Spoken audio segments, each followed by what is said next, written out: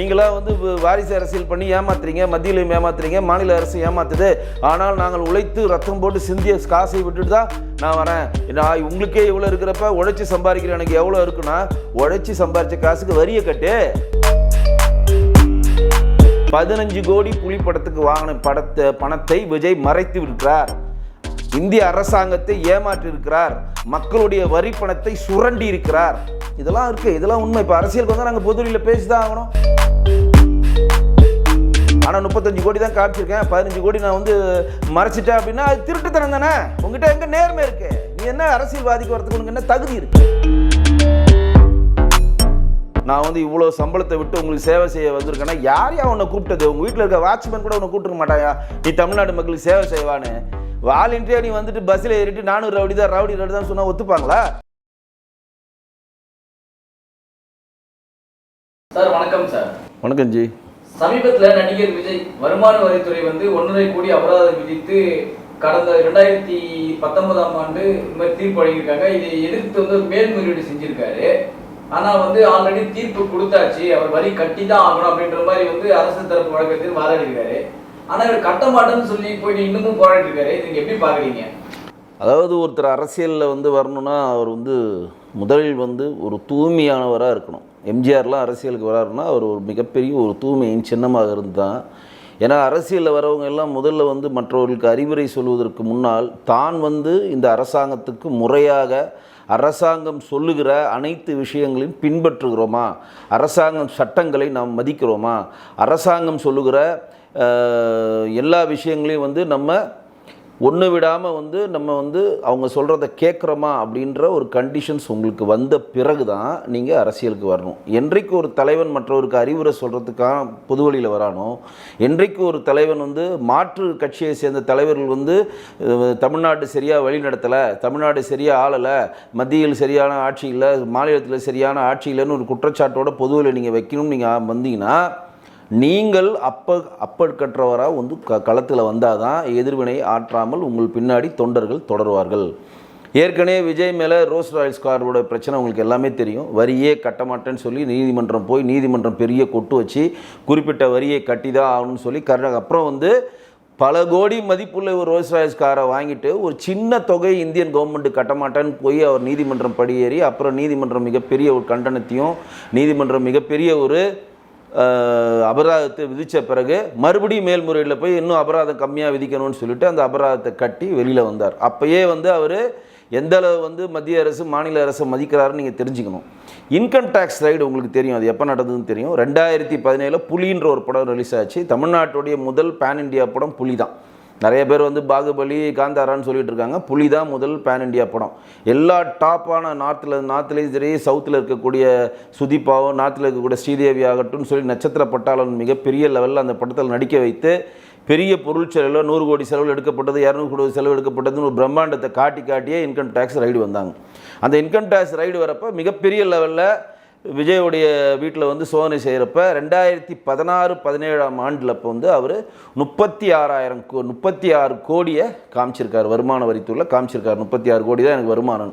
ஆனால் இவங்க 2015 ரைடு விடுறப்ப அந்த இன்கம் டேக்ஸில் இந்த 36 கோடிக்கு மேலே ஆவணங்களையும் 36 கோடிக்கு மேலே சொத்து பத்திரங்களையும் பேங்க் அக்கௌண்ட்டையும் அவங்க சீஸ் பண்ணி அதுக்கு கம்பேரிசன் பண்ணுறப்ப 15 கோடி வந்து விஜய் வந்து வருமானத்துக்கு அதிகமாக சேர்த்த சொத்தை மறைத்து விட்டார் அப்படின்னு சொல்லி வருமான வரித்துறை விஜய் கிட்ட நீங்கள் இந்த 15 கோடிக்கு வந்து 1.5 கோடி நீங்கள் கட்டிடுங்க, சமாதானமாக போயிடலாம் அப்படின்னு சொல்லி வருமானத்துறை சொல்லுது.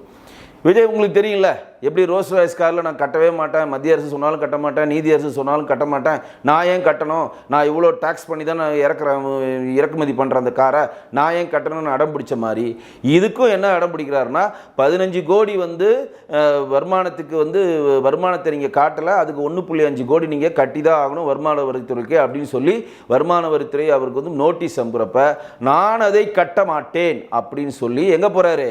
நீதிமன்றம் போகிறார். ஒருத்தர் 100 கோடி சம்பளம் வாங்குறாரு, 200 கோடி சம்பளம் வாங்குறாரு, தமிழ்நாடே அடுத்த நாள் தான் அவர் தான் ஆள போகிறாரு. தமிழ்நாட்டில் வந்து நான் உழைத்து சம்பாதித்த காசை விட்டு படம் நடிக்க வருகிறேன் அப்படின்னு சொல்கிறாரு விஜய். சொல்கிறாரா இல்லையா? நீங்களாம் வந்து வாரிசு அரசியல் பண்ணி ஏமாத்துறீங்க, மத்தியிலையும் ஏமாத்துறீங்க, மாநில அரசு ஏமாத்துது. ஆனால் நாங்கள் உழைத்து ரத்தம் போட்டு சிந்திய காசை விட்டுட்டு தான் நான் வரேன். நான் உங்களுக்கே இவ்வளோ இருக்கிறப்ப உழைச்சி சம்பாதிக்கிறேன், எனக்கு எவ்வளோ இருக்குன்னா உழைச்சி சம்பாதிச்ச காசுக்கு வரியை கட்டு கேட்போம்ல. நான் கேட்குறேன், இன்கம் டேக்ஸ் கேட்குது.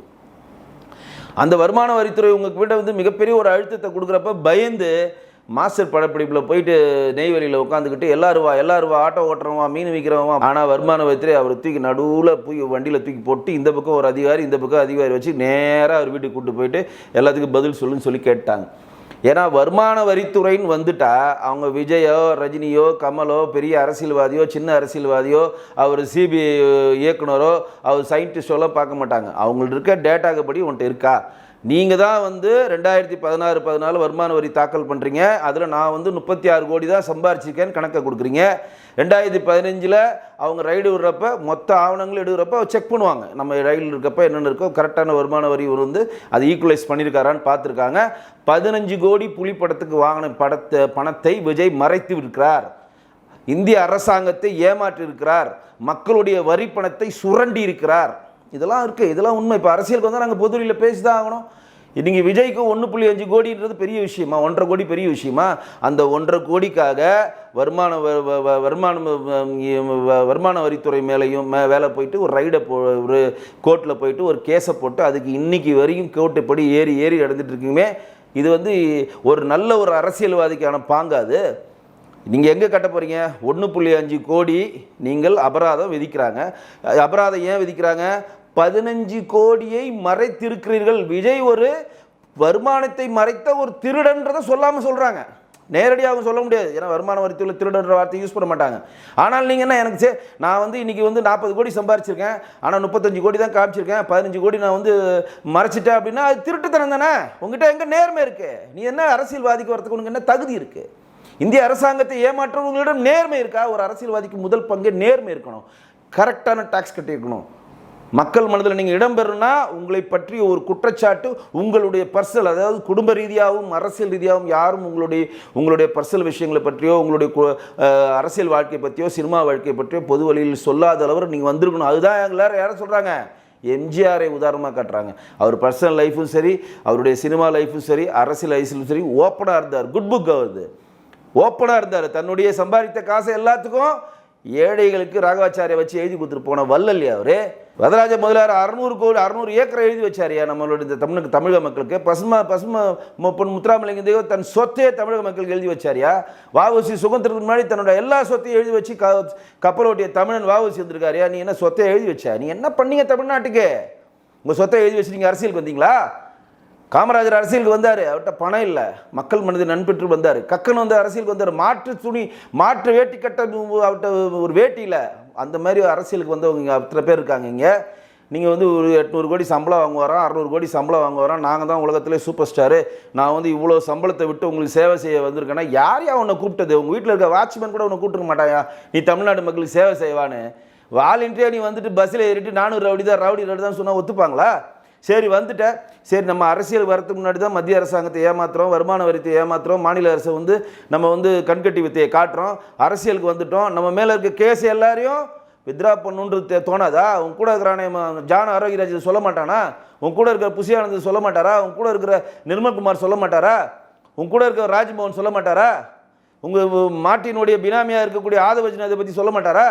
தலைவரே 1.5 கோடி கட்டிருங்க தலைவரே, கேஸ் வேணாம், ஃப்ளாஷ் ஆக போது, மறுபடியும் மாட்டிப்பீங்க தலைவர். இன்றைக்கு உயர்நீதிமன்றத்தில் அவங்க போயிட்டு அதை ரத்து பண்ணுன்றாங்க. ஆனால் உயர்நீதிமன்றம் அதுக்கு ஸ்டே கொடுத்தாங்க. இப்போ உச்சநீதிமன்றத்தில் போயிருக்காங்க. அங்கே வந்து கம்பல்சரி கட்டணும்னு சொல்லி வருமான வரித்துறை தன்னுடைய தரப்பு நியாயங்களை சொல்லியிருக்கிறது. அப்போ இன்றைக்கி அது வருமான வரித்துறை வந்து 15 கோடி விஜய் தன்னுடைய சொத்து மதிப்பை மறைத்தார், விஜய் வந்து ஒரு திருட்டுத்தனம் வேலை பண்ணார்ன்றதை பட்ட பரிவர்த்தனை போட்டு உடைச்சிட்டாங்க. அதுக்கு நாங்கள் அபராதம் விதிச்சிருக்கோம். 15 கோடிக்கு 1.5 கோடி 10% நாங்கள் அபராதம் விதிச்சிருக்கோம். அந்த அபராதத்தை கட்டணும் அப்படின்னு சொல்லியிருக்காங்க. நீங்கள் நேர்மையான அரசியல்வாதியாக இருந்தால், மக்களுக்கு தொண்டாற்றுன்ற மிகப்பெரிய ஒரு அப்பா டக்கராக நீங்கள் இருந்தால், முதலில் இந்திய அரசாங்கம் சொல்லுகிற சட்டத்திட்டங்களை முதல் ஃபாலோ பண்ணி இன்கம் டேக்ஸுக்கு அந்த 1.5 கோடியை கட்டி அந்த கேஸ்லேருந்து முதல்ல விடுபட்ட பிறகு நீங்கள் பொது வழியில் வந்து ஓட்டு கேளுங்க. இல்லை சார், வருமான வரித்துறை வந்து தாக்கல் செய்த இந்த மனு வந்து ஸ்டே ஆர்டர் வாங்குறாரு.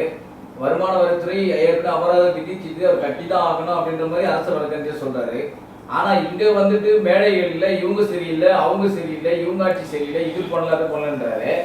இது எப்படி அவரை கேட்கிற மக்களுக்கு வந்து கொஞ்சம் கூட யோசிக்க மாட்டாங்களா? இவர் என்னவோ ஒழுங்கான மாதிரி இவர் சொல்றாரு அப்படின்ற மாதிரி. அதுதான் நான் முன்னாடியே சொன்னேன் இல்லைங்க, நீங்கள் அரசியலுக்கு வரணும்னு முடிவு பண்ணிட்டா உங்கள் முதுகில் இருக்கக்கூடிய எல்லா அழுக்கையும் சுத்தமாக தேய்ச்சி கழுவி குளிச்சு விட்டு, என் மேலே ஒரு எஃப்ஐஆர் இல்லை, என் மேலே ஒரு கேஸ் இல்லை, நான் வந்து அப்பழுக்காற்றமான, நான் இந்திய அரசாங்கத்துக்கோ தமிழக மக்களுக்கோ நான் எந்த பாக்கியும் வைக்கல, அரசாங்கம் சொல்லுகிற சட்டத்திட்ட விதிகளை நான் பின்பற்றுகிறேன், இந்திய அரசாங்கத்தின் கட்டுப்பாட்டில் இருக்கக்கூடிய தன்னாட்சி அதிகாரம் கொடுத்த வருமான வரித்துறை என்னை 15 கோடி திருடி மறைத்து விட்டேன்னு சொல்லுது, அதை நான் ஏற்றுக்கிறேன், புலிப்படத்தில் வாங்கின 15 கோடி நான் மறைச்சிட்டேன், அந்த ஆண்டு நிதி ஆண்டில் அதை நான் காட்டலை, அதுக்கு 1.5 கோடி அவங்க அபராதம் வச்சுருக்காங்க, அந்த அபராதத்தை கட்டுறேன், முடிஞ்சு போச்சு. நீங்கள் திருடன்றதை மறைச்சிட்டீங்க, அது வந்து உண்மை. ஏன்னா மறைச்சிட்டாவே அது வந்து கிரைம் தான், மறைச்சிட்டீங்க. அதுக்கு வருமான வரித்துறை அதுக்கு மிகப்பெரிய ஒரு தண்டனை கொடுக்க மாட்டாங்க. ஏன்னா வருமான வரித்துறை சட்டப்படி நீங்கள் மறைச்சாலும் கண்டுபிடிச்சாலும் அதுக்கான அபராதத்தை கட்டி வெளியே வரலாம். ஆனால் அந்த அபராதத்தை நான் கட்ட மாட்டேன், நான் வந்து கோர்ட்டில் போய் படியேறி அந்த வருமானத்தை வந்து வித்ரா பண்ண சொல்லி பண்ணுவேன்னு சொன்னால் நீங்கள் உண்மையான இந்திய பிரஜையான்ற ஒரு கேள்வி எழுதா இல்லையா? நீங்கள் எந்த அளவுக்கு அரசியலுக்கு வர தகுதியானவன்ற ஒரு கேள்வி எழுதா இல்லையா? இதுதான் நாங்கள் பொது வழியில் வைக்கிறோம். நீங்கள் என்ன செய்ய விரும்புகிறீர்களோ, மக்களுக்கு செய்யணும்னு நீங்கள் நினைக்கிறத, இப்போ நீங்கள் இப்போ பர்சனல் லைஃப்லையும் சரி, பொது லைஃப்லையும் சரி, அரசியல் லைஃப்லையும் சரி, சினிமா லைஃப்லையும் சரி, உங்களுடைய எல்லா பிரச்சனைகளையும் முடித்து விட்டு யாருக்கும் எந்த பிரச்சனையும் இல்லை, நான் வந்து அப்பழுக்கற்றவனா நான் மாறிட்டேன், நான் வந்து சுத்தமானவனா அரசியலுக்கு வரேன், நான் உனக்கு அட்வைஸ் சொல்லணுன்னா நான் வந்து கரெக்டாக இருக்கணும், இந்த நிலைமைக்கு நான் வந்த பிறகு நீங்கள் வந்து கேள்வி கேளுங்க. உங்கள் மேலே 1000 கேள்வி நாங்கள் கேட்டுக்கிறோம். ரோஸ்ராஜ் காரை பற்றி கேள்வி கேட்டுக்கிறோம், உங்களை வச்சு படம் எடுத்தவங்களாம் பிச்சை எடுத்துக்கிறோம், அதை பற்றி பதில் சொல்லுங்கன்னு கேள்வி கேட்டுக்கிறோம். இப்போ இந்த இன்கம் டேக்ஸ் வந்து நீங்கள் வந்து இப்போ 15 கோடி ஏமாத்துறீங்க, 1.5 கோடி அபராதம் போட்டிருக்காங்க, அதை கட்ட மாட்டேன்னு சொல்லி அரசாங்கத்தை ஏமாற்ற வந்து முற்படுறீங்க, அதற்கான கேள்வி கேட்டுட்ருக்கோம். எல்லாமே கேள்விக்கு பதில் சொல்லணும்ல, அதை பதில் சொல்லிட்டு பொது வழிக்கு வாங்க. உங்களுக்கு ஓட்டு போடுமா ஓட்டு போட வேணாம்னு தமிழக மக்கள் முடிவு பண்ணட்டும். இது போல பல வீடியோக்களை கண்டு மகிழ எங்களது ரீசன்ட் வாய்ஸ் சேனலை மறக்காம சப்ஸ்கிரைப் பண்ணுங்க.